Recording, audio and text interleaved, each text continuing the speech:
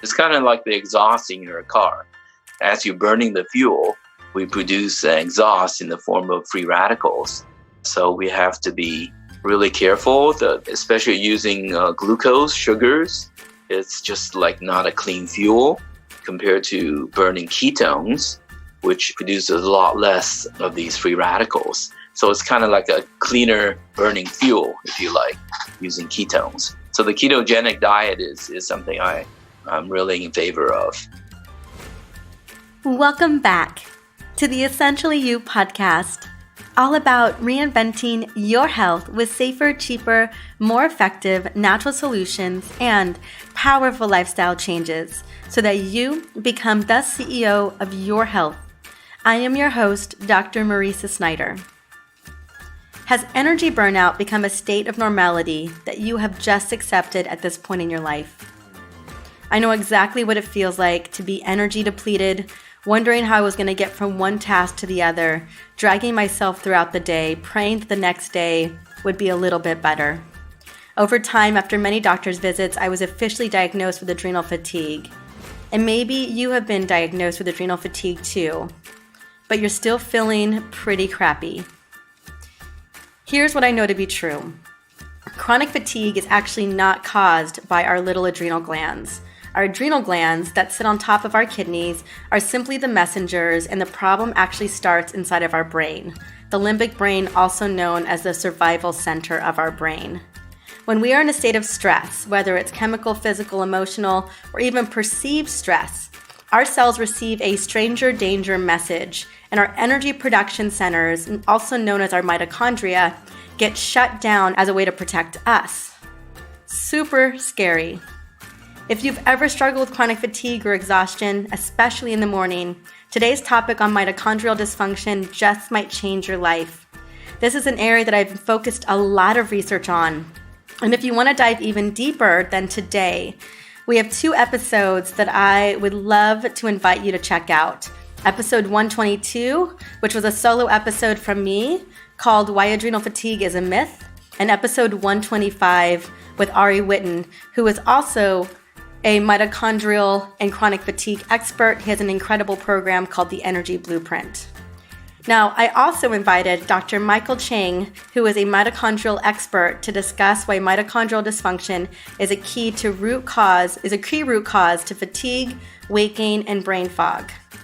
And before I invite him on, I want to quickly celebrate your wins. Every single day, I hear from new listeners who are recommended by you. One such listener is Monica. She reached out to me on Instagram literally today, and I wanted to share her big win with you. Here's what Monica had to say. Dr. Marisa, I just want to take a moment and thank you. Today's message on episode 148 was right on point. I am now 62 years old, and when I was 24, I had a partial hysterectomy because of a cyst on my ovary.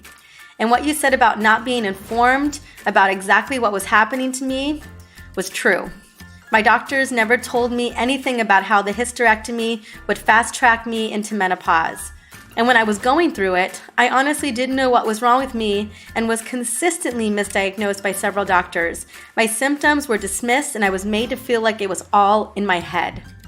However, over the last 8 years, I have knuckled down, did the research, found a holistic practitioner that I trusted, discovered essential oils, and finally feel like there is hope for me at age 62.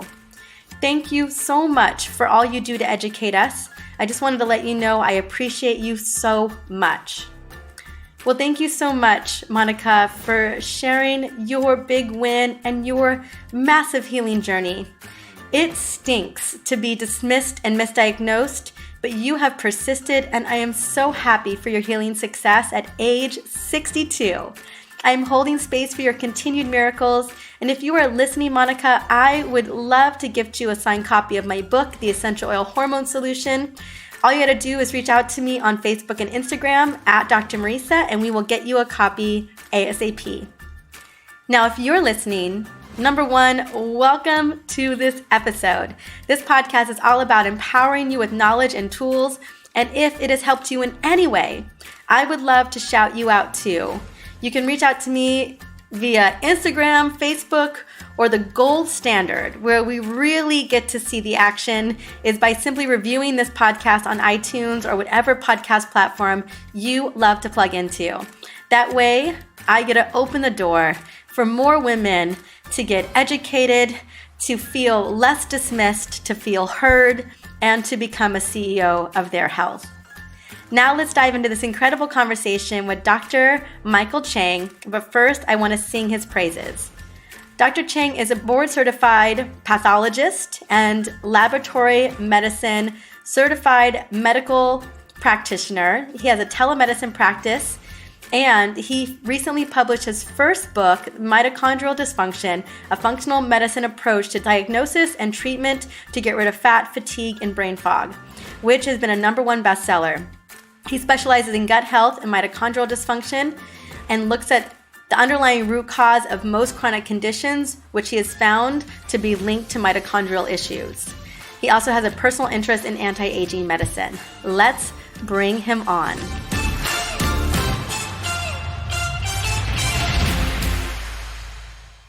Welcome to the Essentially You podcast, Dr. Michael Chang. How are you doing today?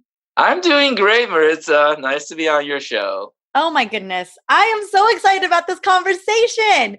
Yes. We are talking about mitochondria, and most importantly, what I'm so excited about is how mitochondrial dysfunction is actually the root cause for fatigue, our inability to lose weight, and brain fog. Now, before we get into the nitty-gritty of this conversation, Dr. Michael Chang, what was the impetus? What inspired you to want to dig deep into this research? Yeah, well, it's been a long story, but I started out in conventional medicine for many years. Then I kind of discovered functional medicine, and I just knew that was the way to go for the rest of my career.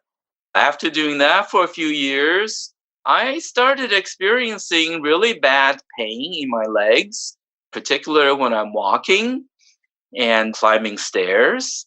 And I had no idea what was going on. I had x-rays done and showed severe degenerative disc disease.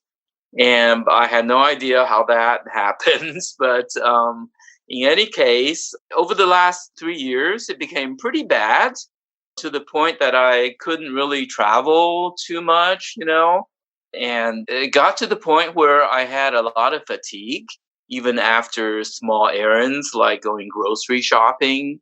I have a lot of stairs in my house, so just doing an errand and then coming home with the groceries and climbing the stairs got me really tired. And I had never experienced that before. I finally did the organic acid testing, which I do on all my tests. I finally did that on myself and discovered that I had mitochondrial dysfunction.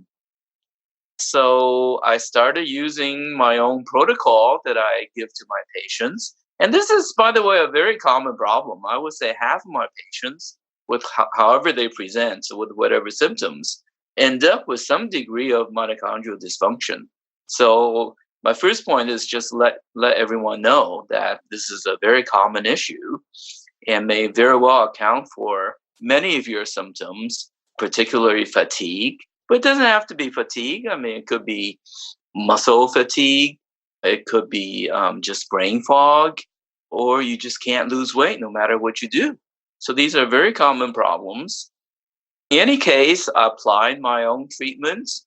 I also discovered the importance of posture and doing these structural exercises, postural exercises, because the degeneration in the back has led to misalignment of the legs and feet.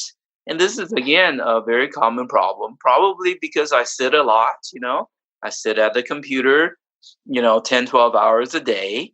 We just don't move enough as a society. So this is also a common warning to your people that are listening, that we got to be moving and not just sit all day, because that can have a severe impact on your posture and on the way you move. So combining my own mitochondrial treatments as well as doing stretches, I finally came out of this episode of fatigue and leg pain And I'm really happy to report now I can go back to my travels and walk for quite a while. Although it's a continuing thing, I have to constantly stretch every day, and my feet are still not totally perfectly aligned. So you have to get the right insoles and that kind of thing. But that's been my personal journey. And I just thought I would write a book about this topic because most people have no idea what the mitochondria are and what they do. So it's really important because it's one of the major root causes of many symptoms. Well, and I want to talk about not only one, what are mitochondria, and a lot of people, a lot of you who are listening probably have a sense of it because we do talk about it a lot here on the podcast. However, I want to get clarity on that.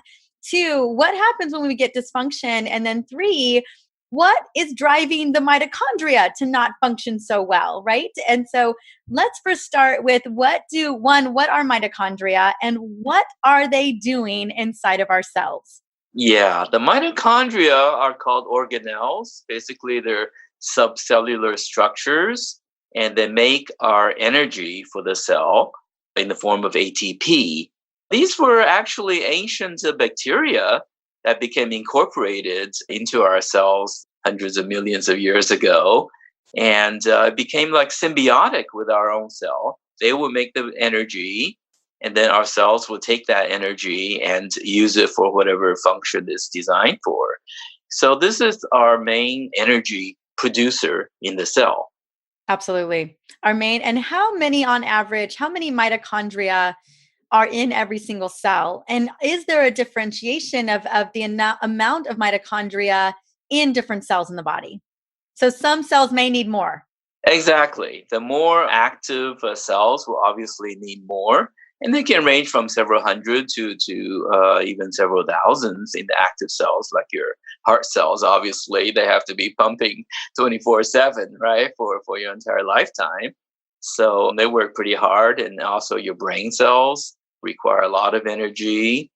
Also, the skeletal muscle uses a lot of energy for its movement.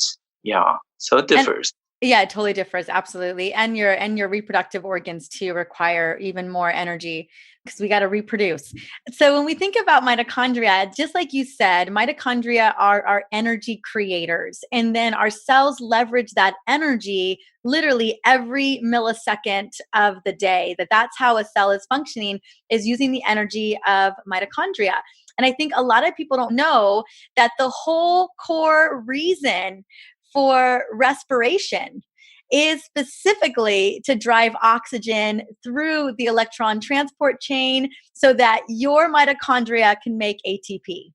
So the reason why we breathe and why we have blood and a circulatory system, we've got lungs, we've got a heart, it's solely for the purpose to get those oxygen in there so that our mitochondria can make ATP. So you can imagine a lot of things go down every single second of the day to ensure that we keep those mitochondria doing their job so that we have the energy in our cells. And the other thing I always tell people, disease is cellular because every little cell is just in its own survival mission. And if that cell, for whatever reason, doesn't have the energy that it needs, we begin to experience some of those symptoms. So let's talk a little bit about the causes of mitochondrial dysfunction. Now that we recognize the full breadth of why it matters, we don't talk enough about this. Clearly, these mitochondria matter. So what is driving mitochondrial dysfunction inside of the body? Well, as it turns out, the mitochondria are actually very sensitive to the environment, both internal and external to us. And there's this theory of cell danger response. When there's danger to the body from external or internal sources, such as infections, inflammations, chemicals, toxins, etc., they shut off the energy production in the mitochondria. And that's when we get into trouble. And they are actually quite sensitive to the environment, to these products. And in today's world, there's just so much toxins and chemicals in the air, in the food that we eat. I think that really is the cause of so much mitochondrial dysfunction that I see. in people that are manifest with any number of symptoms. Because of this response, once there's danger to the cell, the energy factories basically shut down and they go into kind of a cell protective mode. So once the energy stops, and then the cell is in trouble because it cannot make what it's designed to do. It's really very sensitive to many, many factors. That's why we have to look at so many different factors in the environment, the chemicals, the skincare products that we put on ourselves, the kind of food that we eat. Basically, everything affects the mitochondria. Yeah, the amount of food, we're a culture of snacks and we eat consistently. And people don't realize that your mitochondria they get very sluggish. When we are consistently eating, our digestive system isn't able to work at prime function, and our cells take a major hit as well. So not only movement is a big part, or lack of movement is a big part. I know, like you said, chemical stressors are a huge player here. Lack of hydration, eating too much consistently throughout the day, and a lack of circadian rhythms. So not being on a circadian rhythm plays a big role in mitochondrial dysfunction. Yes, absolutely. So a lot of lifestyle is playing a big role here. Huge. Big role. Awesome. Okay, good. Which is good news, because the good news is that we can make some changes. Absolutely. Basically, everything that we tell people to do in terms of good health will affect the mitochondria in some way or other. So whether it's, getting sunlight, getting exercise, eating organic. I love intermittent fasting. So those are all great things for the mitochondria. So we do not want to be eating all the time with excess calorie. It just produces a lot of byproduct of burning the fuel, which would be free radicals. And these free radicals will damage our own mitochondria, will damage our cell nucleus, DNA. So it does a lot of damage. It's kind of like the exhaust in your car. As you're burning the fuel, we produce exhaust in the form of free radicals. So we have to be really careful, especially using glucose, sugars. It's just like not a clean fuel compared to burning ketones, which produces a lot less of these free radicals. So it's kind of like a cleaner burning fuel, if you like, using ketones. So the ketogenic diet is something I'm really in favor of. Love it. One of the other things too, and we talked about some of the kind of preliminary symptoms that we may see of mitochondrial dysfunction, but there's lots of research that demonstrates that mitochondrial dysfunction can lead towards things like autoimmune condition and cancer as well.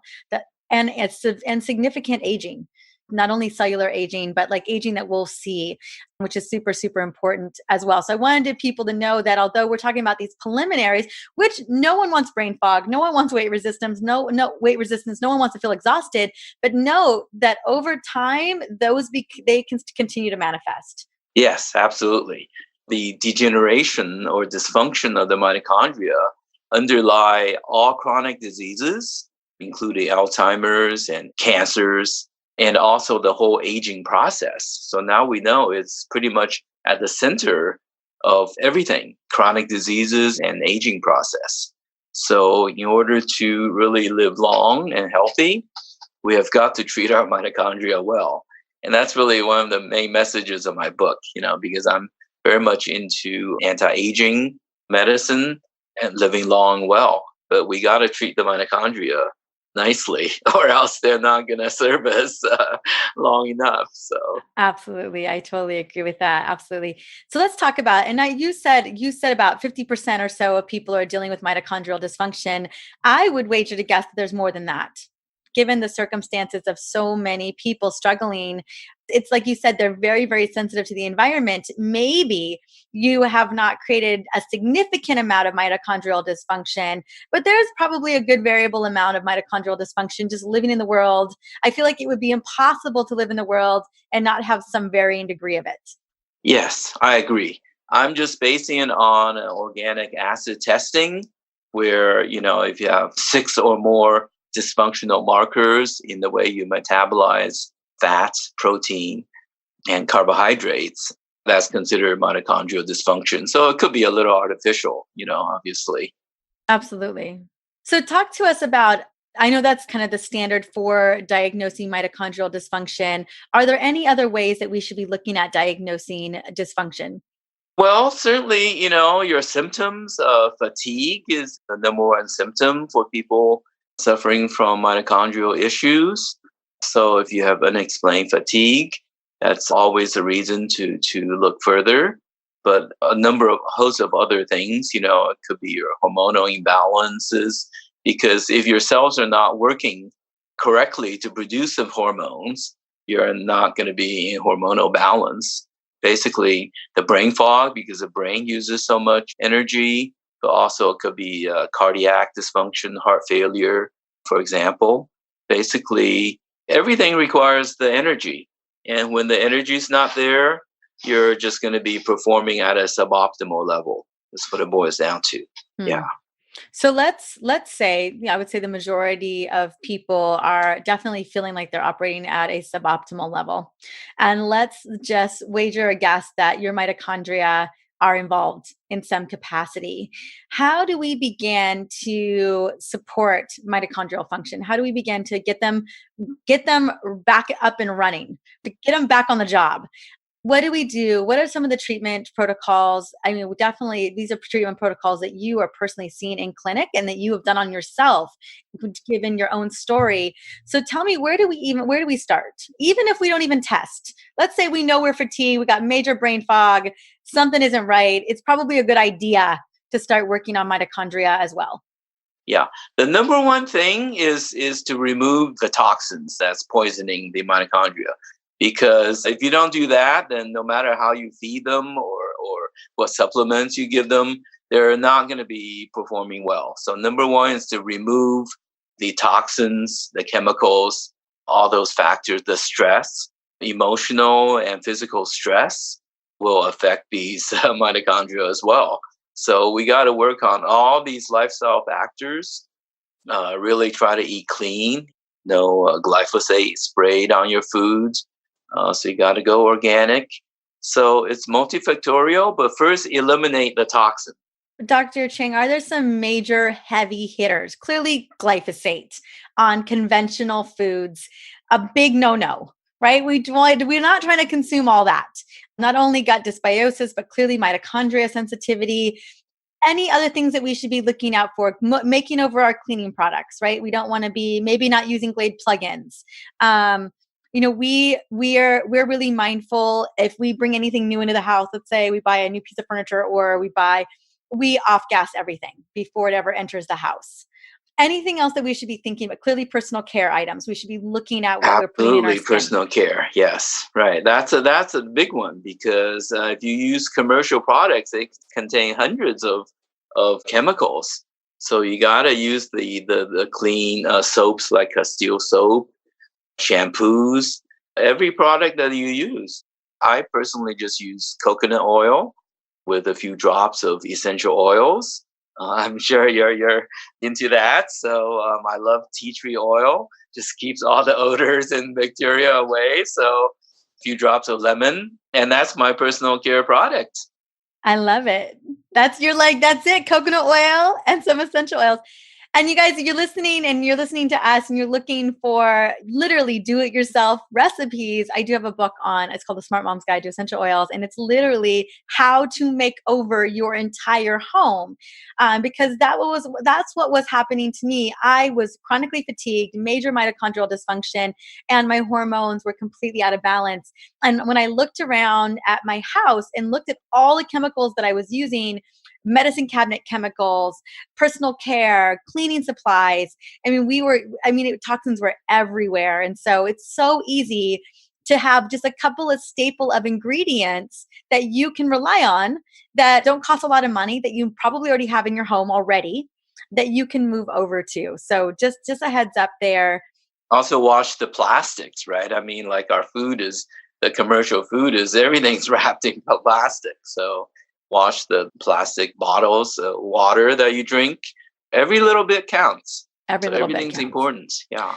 So number one, And a good friend of mine, one of my dearest friends, she's an environmental expert. And she always says, if you want to reduce your toxic load, there are 3 rules: avoidance, avoidance, avoidance. It is way easier to manage it, keeping it out of the body than once it's in the body. Because we know that these are persistent pollutants. They don't want to leave once they're inside the system. Okay, so toxins, eradicate them. Do your best to stay away from them. What's the next? Air filters for your home. Absolutely. Here in California, we have all those forest fires and the air gets really polluted. So you got to have good air purifiers for your home. That's a must. And purified water. Yes, absolutely. Wonderful. So that is foundational. The next piece of foundational, I know you've mentioned a couple of nutritional recommendations. Clearly, we vote with our fork every single day, multiple times a day, right? One of the consistent decisions that we make every day, on top of putting things on our body, we are consuming food. What are some of the best recommendations for fueling mitochondria and ensuring that they function? I touched upon this earlier, but a ketogenic type of diet burns really cleanly for your mitochondria. They produce less of the toxic waste in the form of free radicals, as I mentioned before. And also intermittent fasting coupled with the ketogenic, I feel works really well for people. I try to fast. I finish dinner, let's say at 6:30, and you just don't eat until noontime if you can. And sometimes I have a kind of a liquid breakfast, either a green smoothie, and I add some MCT oil to that. And you really have no hunger right up till noon the next day. So that works really well and really gives a nice rest to your intestines. And it's really good for your mitochondria. In addition to eating organic, just watch the overall calories. How about antioxidant rich foods? Yeah, absolutely. Absolutely, because you need the antioxidants to mop up, if you will, some of those free radicals, to neutralize the free radicals. So absolutely, and the best way is to get it in your food. And I apologize interrupting you. You were talking about calorie restriction. Yeah, calorie restriction has been proven in animal models as really the best thing for the mitochondria. It just does not like to be burning fuel all the time. It's like, keeping your car engine on all the time, even when you're not needing it. You got to basically produce enough energy and then use it up in the form of activity. If you don't, then the free radicals will build up, and that's really going to damage the mitochondria further. So you often end up with what happens is you end up with a lot of senescent mitochondria that just aren't working very well. They don't die off as they should. So they just kind of hang in there, and that's not good for our overall energy production. So we need these types of diets that induce what we call apoptosis, make the cells die off, the senescent cells pretty much die off, and make new ones, and make new mitochondria that can rejuvenate your cell. All these diet will eventually help in those terms. I love it. Anything else? So we've got removing toxins. We've got fueling the body and fueling the body with clean foods, antioxidant rich foods, organic foods. Anything else that we should be mindful of that your mitochondria, because they do favor certain lifestyle changes? Yes. Well, the water is obviously very important. You got to have filtered water for the house. And for myself, I discovered through a friend who recommended hydrogen water. And I have equipment that makes hydrogen water for me. And that really helped my fatigue. I mean, it was incredible. After coming home feeling tired and kind of short of breath, I would drink about 1 or 2 glasses of the hydrogen water. And my machine also, actually, you can inhale some hydrogen through the nostrils, through the nose. And I do the combination of that. And in 5 minutes or less, I feel totally refreshed. So the water is really critical. You got to remain well hydrated. So food and water. Perfect. I love it. Anything else you want to add? Any other tips, any other aha moments you have learned about healing our mitochondria? There are supplements that can help, but I always put food first. Food is always first.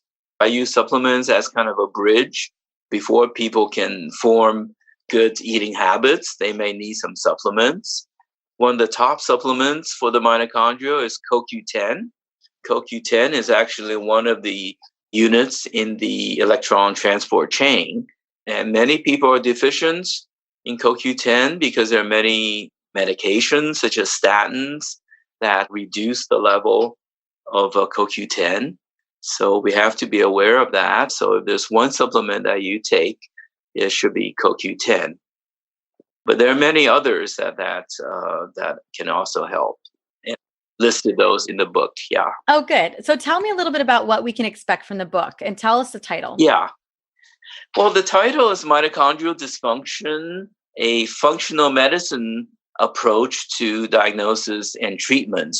And I feel functional medicine is particularly useful as an approach to this problem because it looks for the root cause. And this, I feel, is somewhat of a neglected root cause for many practitioners because they're not digging down to the cellular level. And I think we really need to. Many may deal at a more superficial level.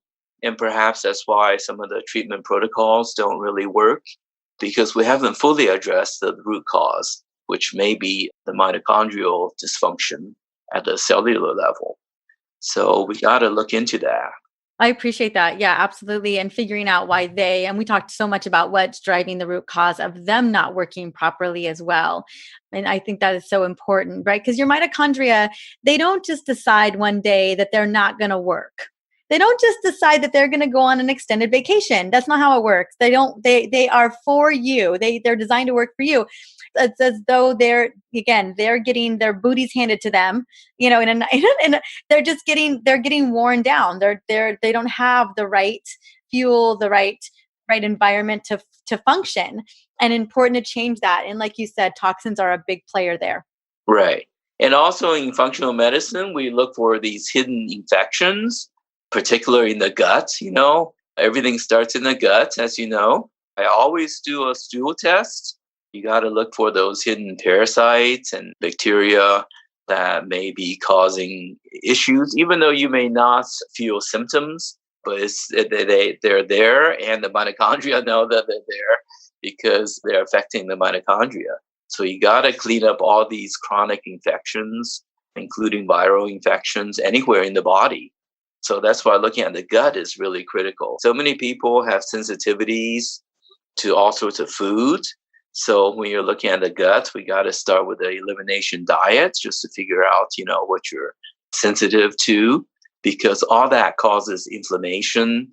And then, of course, that leads to leaky guts, and that opens the door to autoimmune diseases.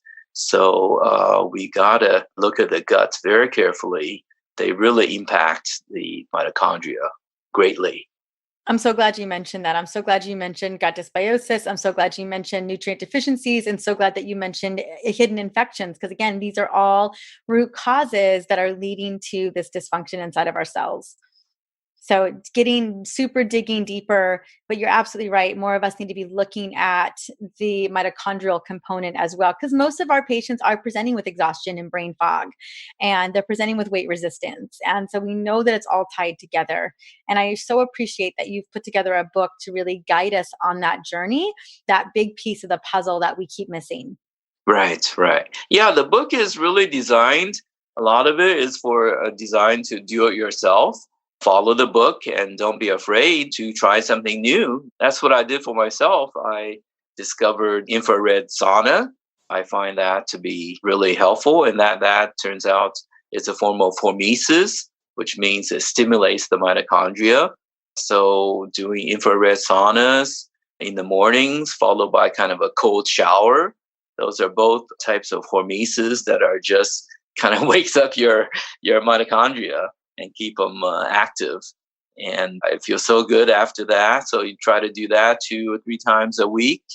And another form of hormesis is really the high intensity interval training type of exercise. So you really don't need to exercise for hours on the treadmill. That's no longer the way to go.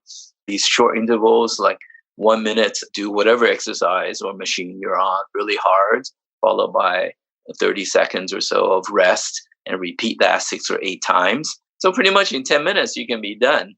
And actually, that does more benefit for your mitochondria than an hour on the treadmill. The mitochondria really like that kind of type of exercise. And also just constant movements. Now I get up from my computer every 15, 20 minutes or so. I have a little mini trampoline. I find that to be a great little exercise. You can move all parts of the body while you're in the room, or I put it on the balcony and you get some sunshine and some fresh air. And those are all great things for your mitochondria. Thank you. Well, Dr. Chang, you've given us so much. Where can we find you?